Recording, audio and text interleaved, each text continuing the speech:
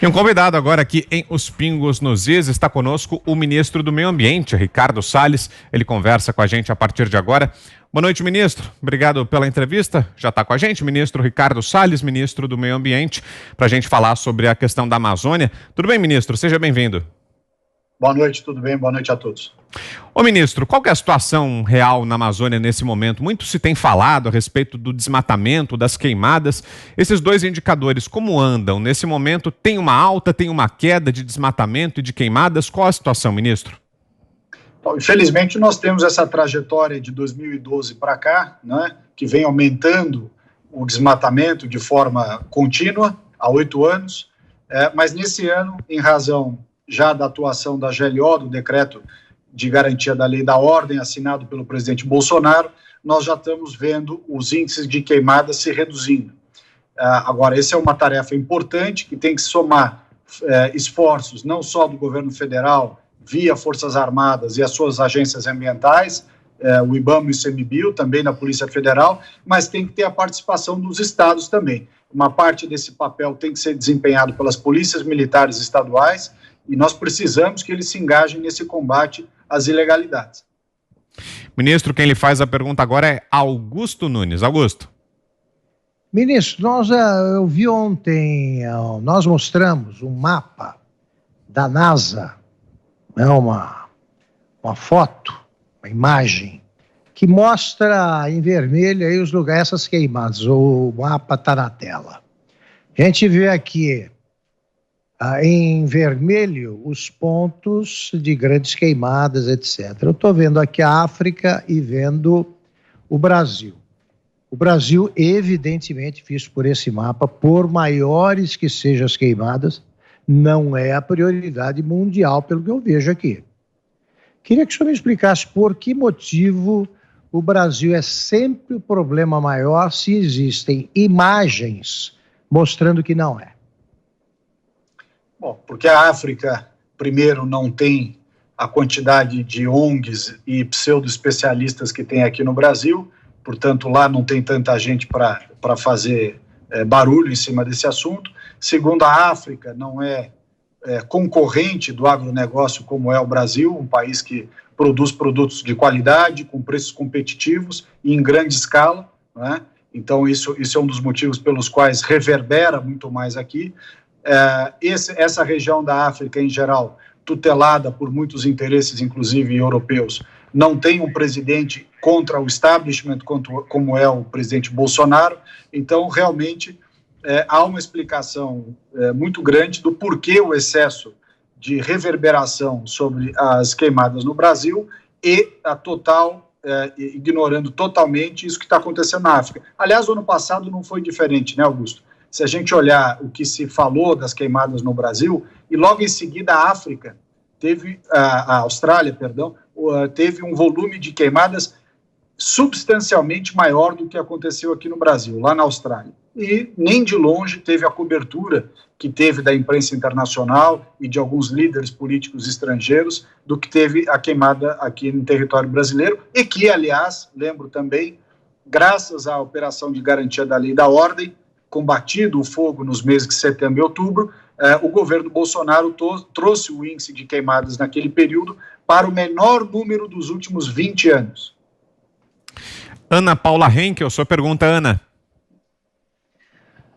Ministro, a gente sabe que hoje a gente vive uma guerra de narrativas, né, no mundo aí da pós-verdade, principalmente quando se fala em meio ambiente, principalmente quando se fala na Amazônia, né? A gente sabe que existe uma histeria em relação a isso, e aí a pergunta que eu deixo para o senhor é o seguinte: a gente, dentro dessas narrativas todas que a gente vê e muita desinformação, houve também muitos pontos, às vezes contraditórios, às vezes não tão explicados sobre a regularização fundiária. Será que o senhor poderia explicar um pouquinho melhor o que isso quer dizer, já que ainda ficou essa neblina em relação a esse assunto e muita gente ficou sem entender o que realmente isso quis dizer? Claro, Ana Paula, é importante você levantar essa questão. O Brasil tem um problema de ausência de regularização fundiária, ou seja, de titulação de propriedade, é um problema endêmico, brasileiro, como um todo. Se você for no Rio Grande do Sul, tem problema de regularização fundiária. Aí em São Paulo, tem grandes áreas do estado com problemas de regularização fundiária, Pontal do Paranapanema, mesmo aí, perto da capital, você vai ali na região da Bilis e Guarapiranga, um problema de posse, e aí desrespeito enorme, né, nas áreas onde não há titulação, onde não há regularização fundiária, também problemas de ausência de regularização fundiária nas comunidades do Rio de Janeiro. Aqui nos condomínios de luxo de Brasília, tem muito condomínio de luxo em cima de posse, de terreno que não tem escritura, e esse problema está na Amazônia também, como no resto do território nacional. Claro que na Amazônia esse problema toma uma outra dimensão, porque são áreas muito maiores, áreas onde tem havido, né, uma repercussão midiática, política e de cobertura muito grande. Qual é o problema lá na Amazônia, para circunscrever a discussão da regularização fundiária na Amazônia? Você tem terras que foram usadas para demarcação de áreas indígenas, depois você tem áreas que correspondem a unidades de conservação federal, áreas que são de propriedade privada, e você tem grande território da Amazônia, que são áreas que estão, em teoria, na posse ou na propriedade do Estado. São chamadas áreas não destinadas, áreas que pertencem, em tese, ao governo federal. Acontece que muitas dessas áreas já foram ocupadas por pequenos agricultores, por moradores, há 20, 30, 40 anos. Né? Pessoas que foram, inclusive, incentivadas nos anos 60 e 70 a se mudarem para a Amazônia.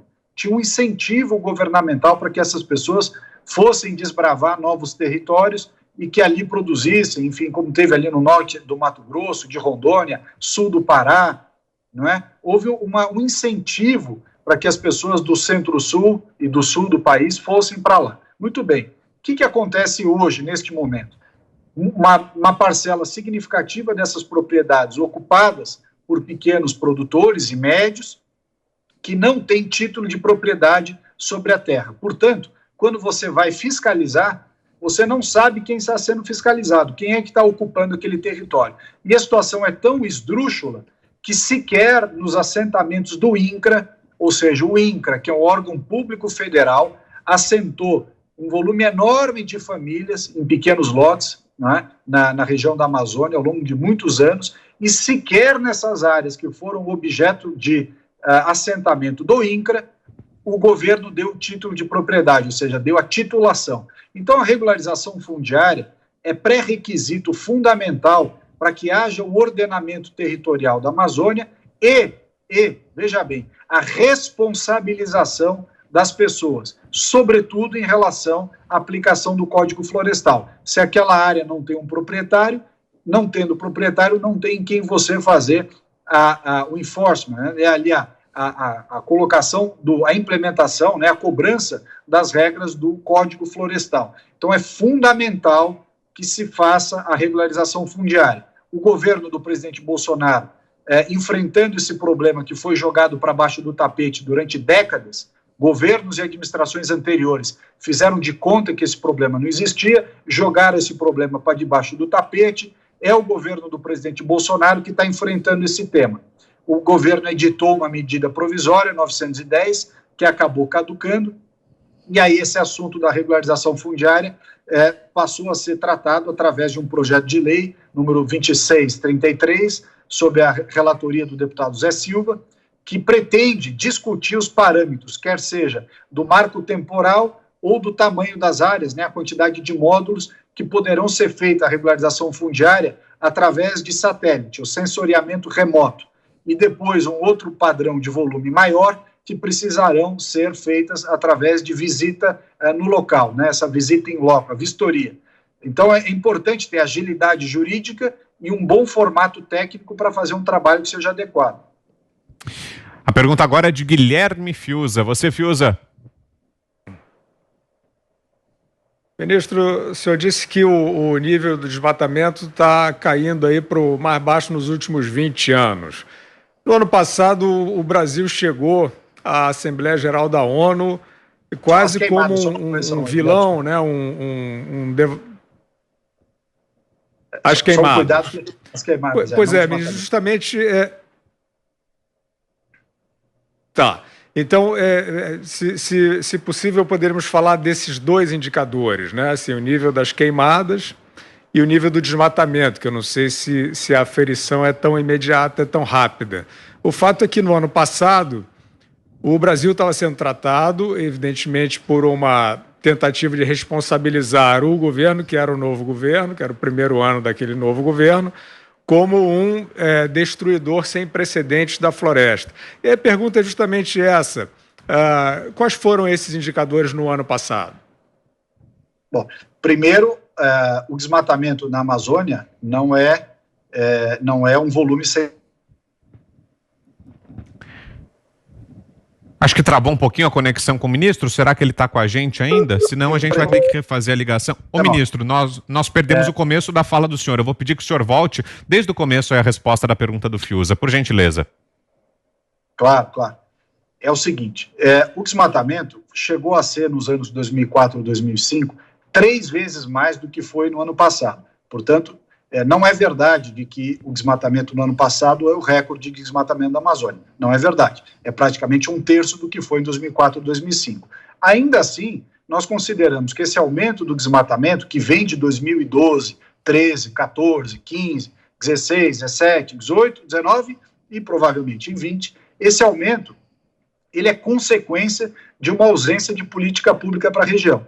Então, você tem aumento do desmatamento junto com a piora dos índices econômicos e sociais. Veja só, Guilherme, a Amazônia é a região mais rica do Brasil em termos de recursos naturais, com o pior IDH, pior Índice de Desenvolvimento Humano. Essa correlação entre pobreza e desmatamento, ausência de infraestrutura e investimento público na Amazônia e aumento de desmatamento, a correlação entre falta de emprego e de renda e aumento do desmatamento, quer dizer, tudo isso é uma análise que tem que ser feita em conjunto. As queimadas têm outros fatores, no qual o desmatamento é um deles, mas ele tem outros fatores, questão de clima, sazonalidades.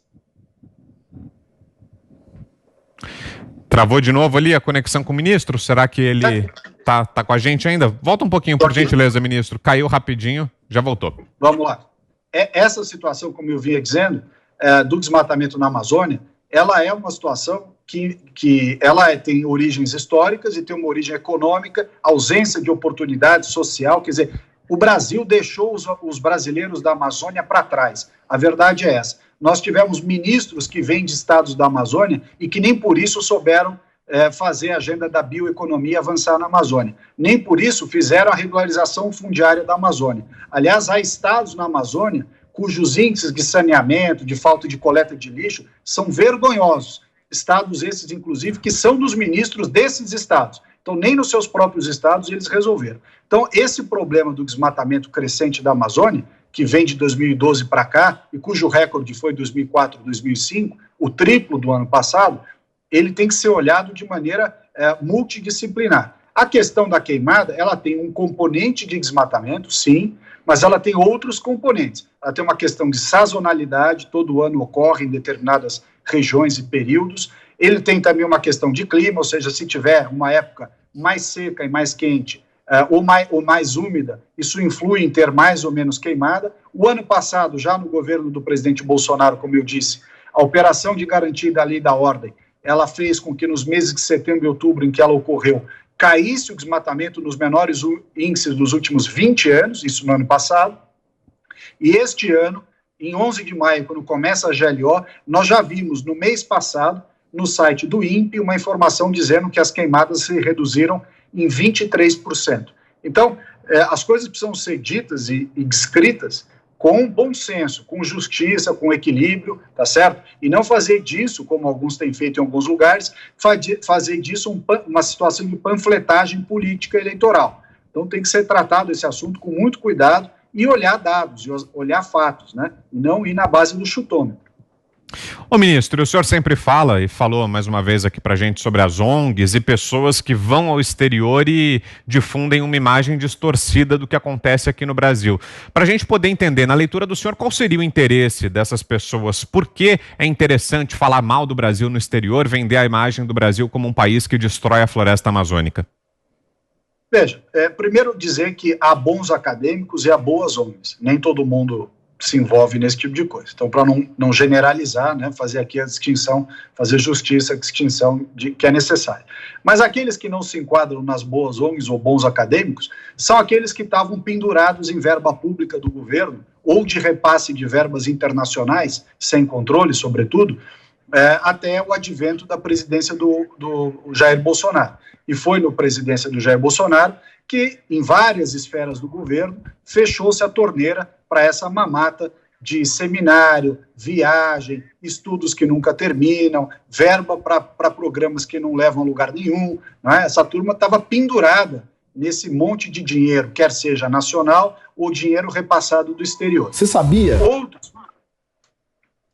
Outros, por sua vez, não é, tinham também uma espécie de patrocínio velado para suas teses, para suas ONGs, para os seus trabalhos, de entidades que na verdade, escondem o interesse comercial concorrente do nosso. Né? Países estrangeiros que têm interesse em concorrer com o Brasil, ou que o Brasil assusta, porque, como eu já disse, vai muito bem no agro, esses países cansaram de financiar estudos acadêmicos, palestras, para ficar falando mal do Brasil, porque aí eles falam mal do Brasil e tentam ganhar mercado em cima dos produtos brasileiros lá fora. Então, também existe esse componente. E há uma questão de desinformação. Então, a gente precisa ter essa campanha de disseminar conhecimento e informações, não só no Brasil, em todas as regiões, mas no exterior também. Muito bem, estamos ouvindo aqui o ministro Ricardo Salles, ministro do Meio Ambiente. Ministro, peço que o senhor aguarde um instantinho, a gente vai para um rápido intervalo comercial. Dentro de 2 minutinhos estaremos de volta com a sequência da nossa entrevista. Agora, 7h10. Casa e Cuidado, o primeiro desinfetante líquido 100% eficaz contra o coronavírus.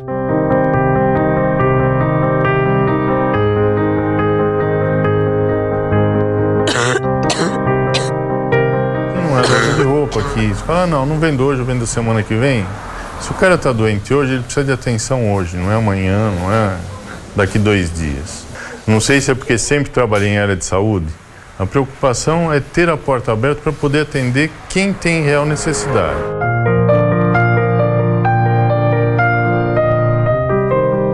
Eu realmente me sinto bem. Eu acho que esse é o caminho, como todo mundo que está.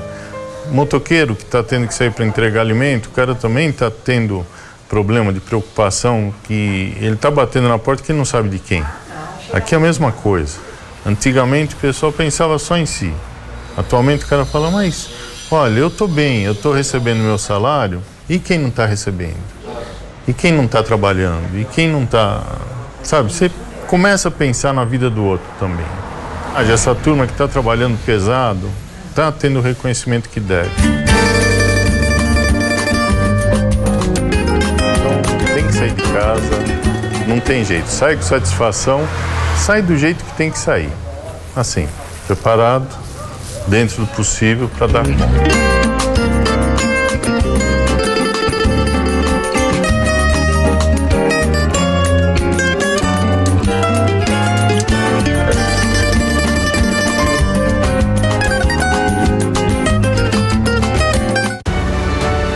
Chegou a notícia que todo mundo esperava. Casa e Cuidado, o primeiro desinfetante líquido 100% eficaz no combate ao coronavírus. Aprovado pela Anvisa e Ministério da Saúde. Casa e Cuidado é o seu poderoso aliado nessa batalha. Nele você pode confiar. Casa e Cuidado, o primeiro desinfetante líquido 100% eficaz no combate ao coronavírus Covid-19. E você, já baixou o Panflix? Pois é, o novo aplicativo da Jovem Pan tem notícias, esporte, kids, humor, saúde, podcast, tudo isso reunido num só ambiente. E para acessar o Panflix é muito fácil, o conteúdo pode ser ao vivo ou on demand e são vários os caminhos para que você chegue até o Panflix. Você pode acessar a loja de aplicativos do seu tablet ou do celular, tanto faz se é App Store ou Google Play. Lá você encontra o nosso aplicativo, não tem erro, esse aqui com o logotipo que está na tela agora, para você que está nos assistindo. Baixe o aplicativo, faça o cadastro, que é bem simples, rápido, não requer muitos dados e pronto. Pelo computador, dá também, você pode acessar o Panflix pelo endereço www.panflix.com.br. E se você estiver nos assistindo no computador ou na televisão, mas tem o celular aí à mão, tá com o celular pertinho, é só aproximar a câmera da tela. Tem aqui o nosso QR Code, ele fica na tela o tempo inteiro, tá agora aí aparecendo para você e fica no ar o tempo inteiro. Com a câmera você aproxima desse código, faz a leitura e aí pronto, já será direcionado automaticamente ao ambiente da Panflix. É bem fácil também, é o nosso QR Code. E o melhor, tudo isso é de graça. Muita gente nos pergunta se tem pagamento, se tem assinatura. Não tem. Panflix é de graça. Todo o nosso conteúdo é gratuito e lá você ouve e assiste tudo da Jovem Pan, além de conteúdos exclusivos. Panflix, baixe já que você vai gostar. Estamos de volta aqui com a sequência da nossa entrevista com o ministro do Meio Ambiente, Ricardo Salles. Ele conversa ao vivo com a gente aqui em Os Pingos nos Is. Obrigado pela paciência, ministro, pela permanência aqui durante o intervalo. Augusto Nunes faz a próxima pergunta. Augusto. Ministro, numa das primeiras conversas que tivemos, o senhor disse que a meta não poderia ser desmatamento zero, mas sim desmatamento ilegal zero. Queria que o senhor explicasse a diferença e a que distância estamos desse objetivo. Augusto, essa é uma questão fundamental. O Brasil tem uma das normas mais restritivas do mundo. Eu arrisco a dizer, talvez, a mais restritiva do mundo, que é o Código Florestal. Muitos países que nos criticam não tem nada nem de perto, nem parecido com o que nós temos. Segundo o Código Florestal, em diferentes biomas, existem percentuais distintos das propriedades que têm que ser mantidos intocados a título de reserva legal. Então, se nós formos olhar para a Amazônia, a reserva legal é da ordem de 80%. Então, uma propriedade de 100%, 80% dela não pode ser mexido. No Cerrado, este percentual é de 35%. E nos outros biomas é de 20%. Então, 20% nos outros biomas em cada propriedade não pode mexer, 35% no Cerrado, 80% na Amazônia. Significa dizer o seguinte, vou pegar o exemplo da Amazônia, que é o mais polêmico. As propriedades privadas, não é? Então, primeiro, para você caracterizar aquilo como uma propriedade privada plena, é preciso fazer regularização fundiária para que a pessoa tenha um título de propriedade. Aí, a hora que ela se torna realmente proprietária, né, você tem sobre ela a aplicação do Código Florestal. Então, você, Augusto, recebe um título de propriedade e junto você recebe a obrigação, lembrando que 80% dessa propriedade a qual você titulou, você não pode mexer por causa da reserva legal. Esses 80% não mexe, mas e os outros 20%? É seu direito produzir sobre esses 20%. Para produzir sobre os 20%, você vai à autoridade licenciadora, né, o órgão ambiental estadual, porque aí é competência dos estados, e os estados te entregam uma licença dizendo, olha, os teus 20% você pode utilizar de acordo com essa licença aqui que eu estou emitindo. Então você tem dois casos de desmatamento. Primeiro, desmatamento do sujeito que não tem título, não está respeitando a reserva legal, ele foi lá e detonou a propriedade que ele está em cima. Você tem uma segunda hipótese, que é aquele que está pedindo a licença de supressão de vegetação para os 20% que a lei lhe autoriza, e muitas vezes a resposta do órgão estadual não vem. O sujeito pede a licença e não consegue, embora ele tenha direito por causa do Código Florestal. Aí ele vai e desmata. Então, o que acontece com esse sujeito? Ele teria direito a usar os 20%, mas ele não tem a licença. Então, ele é qualificado como ilegal, mas ele não deveria ter sido qualificado como ilegal, porque ele está usando os 20% que ele teria direito, e ele só não conseguiu a licença estadual por uma incompetência, por uma inação, por uma omissão do órgão estadual. Então, você tem aí 3 tipos de situações. Aquele que é legalmente, aquele que é totalmente ilegal, que não poderia acontecer de forma nenhuma, que é aquele em unidade de conservação, terra indígena, etc. Depois você tem aquele que está ilegal porque não conseguiu a licença dos 20%, ou porque eventualmente está superando os 20% que ele... Aí ele está ilegal, ele está adentrando na reserva legal que ele não poderia mexer. E você tem um outro sujeito que tem licença. ele tem licença para os 20% e ele está fazendo só dentro dos 20%. Só que muitas vezes a imagem de satélite, né, você olhar volume de desmatamento, ele não faz essa distinção. Então você não sabe em solo se aquele desmatamento que está sendo computado, ele está dentro dos 20% com licença e, portanto, não tem nada de errado. Se ele está dentro dos 20%, ainda que pudesse, ele não teve a licença, então ele está irregular, ou se ele está avançando sobre a reserva legal, ou pior ainda, se ele está indo para uma terra pública, terra indígena, unidade de conservação. Então, essa qualificação do desmatamento no território, ela é importante para a gente destrinchar, afinal de contas, que número é esse, né? Que número é esse do desmatamento? Então, essa é a qualificação do que é desmatamento ilegal versus o desmatamento legal, previsto em lei, a supressão de vegetação feita com licença. Ana Paula Henkel, sua pergunta, Ana. Ministro, eu conversei recentemente com o ambientalista americano Mike Schellenberger. Ele é fundador do Instituto do Meio Ambiente Progress aqui nos Estados Unidos. E ele morou na Amazônia durante alguns anos. Recentemente, há poucos meses, ele lançou um livro, Apocalipse Never, e que desmascara aí boas teorias conspiratórias de como ele mesmo chama dos ecoterroristas, né, que usam o meio ambiente como uma plataforma política.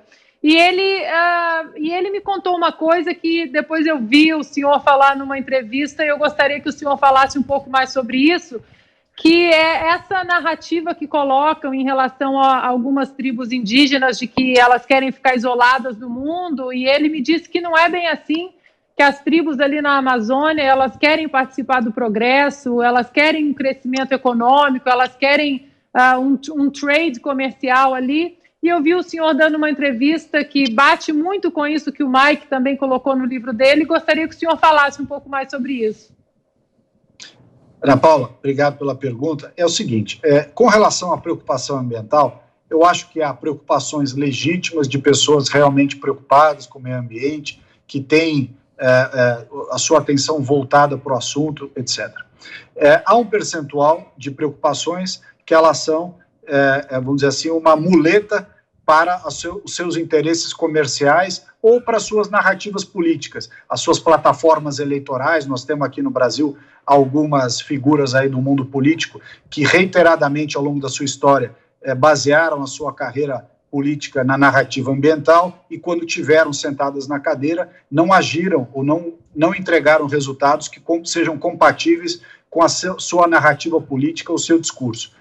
Na parte indígena, que não é exatamente aqui o nosso assunto do Ministério, mas eu posso lhe dizer o seguinte, não é nem só uma coisa nem outra. Há regiões da Amazônia e povos indígenas que vivem isolados e que querem continuar vivendo no isolamento. Por outro lado, há outros povos em diferentes regiões da Amazônia que já são agricultores, que já produzem, inclusive com uso de tecnologia intensiva. Eu cito lá o Campo Novo dos Parecis, no Mato Grosso, ou vários outros, tem ali tribos em Rondônia, tem no Pará. Então, há tribos que querem produzir, querem, em alguma forma, ter produção agropecuária, já produzem em algumas situações. Há tribos indígenas que também querem participar da exploração minerária, dessa grande riqueza que tem na Amazônia, seja de diamante, de ouro, de nióbio, de manganês, do que quer que seja. Eles querem participar e tem lhe sido negado esse direito a expressar a sua vontade, como se houvesse um terceiro iluminado, quer seja um acadêmico, uma ONG ou até um órgão público como é a FUNAI, se colocando no papel de decidir pelo indígena o que ele acha, o que ele entende que é melhor para ele mesmo. Quer dizer, nós estamos negando ao indígena o direito de escolher e de manifestar as suas reais intenções e propósitos. Os indígenas podem e devem ser ouvidos.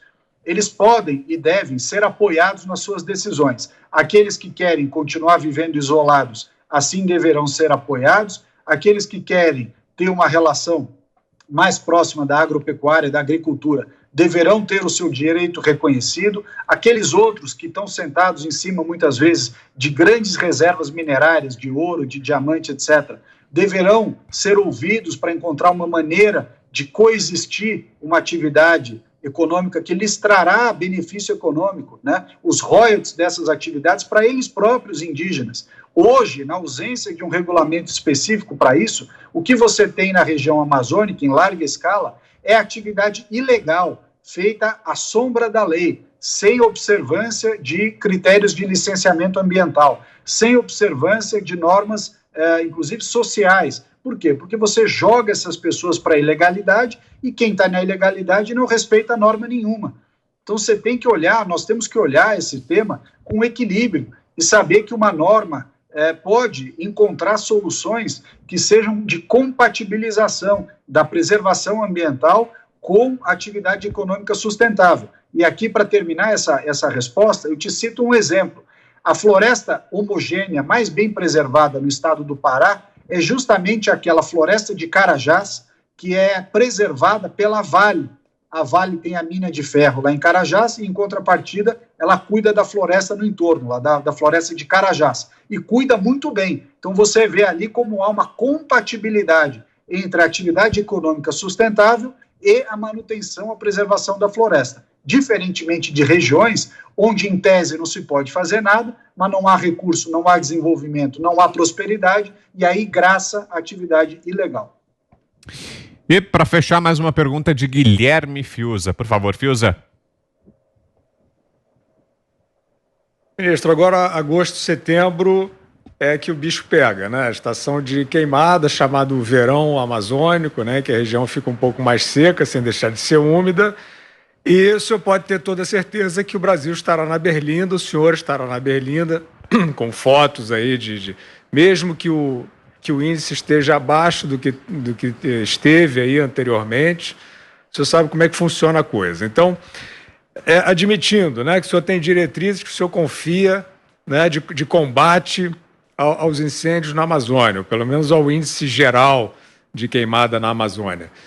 Não seria o momento, o senhor citou aí que tem algumas instituições acadêmicas, ONGs até, que o senhor confia, considera corretas, honestas nos seus propósitos e que, eventualmente, então, conclui que poderiam ser bons parceiros.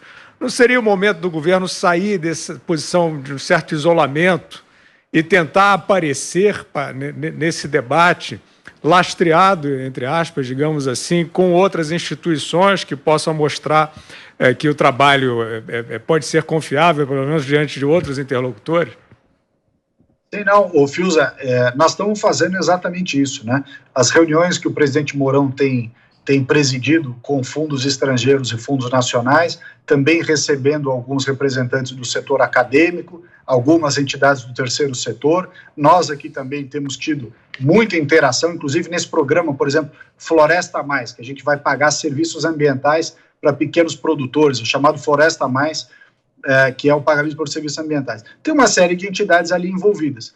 Outro plano importante, que é o Adote um Parque, as 132 unidades de conservação na Amazônia, que poderão ser cuidadas por empresas nacionais e estrangeiras. Essas empresas nacionais e estrangeiras, para cuidar desses parques, também poderão se valer de serviços e parcerias com entidades do terceiro setor, para fornecer mão de obra, para efetivar as políticas. Agora, é importante ter essa dimensão de que, se a gente não levar, como eu já disse, a prosperidade para a Amazônia, né, o setor privado, gerar emprego na bioeconomia, nós vamos ter dificuldade de ocupar, de gerar oportunidade de renda para esses milhões de brasileiros. E este é um ponto, especificamente, que essas entidades, Fiuza, tiveram e têm ali um conhecimento do que foi feito, as boas entidades, e que poderão muito ajudar. E aquelas outras que usaram o tema ambiental para tomar dinheiro, para se autossustentar, para pagar os seus próprios salários, essas não terão muito espaço. Mas é preciso fazer essa distinção e nós temos feito sim, o momento é adequado, como você colocou bem. Muito bem, nós ouvimos aqui o ministro do Meio Ambiente, Ricardo Salles, entrevista exclusiva aqui a Os Pingos nos Is. Obrigado, ministro, pela gentileza, boa noite ao senhor. Obrigado a todos vocês, uma boa noite aos telespectadores.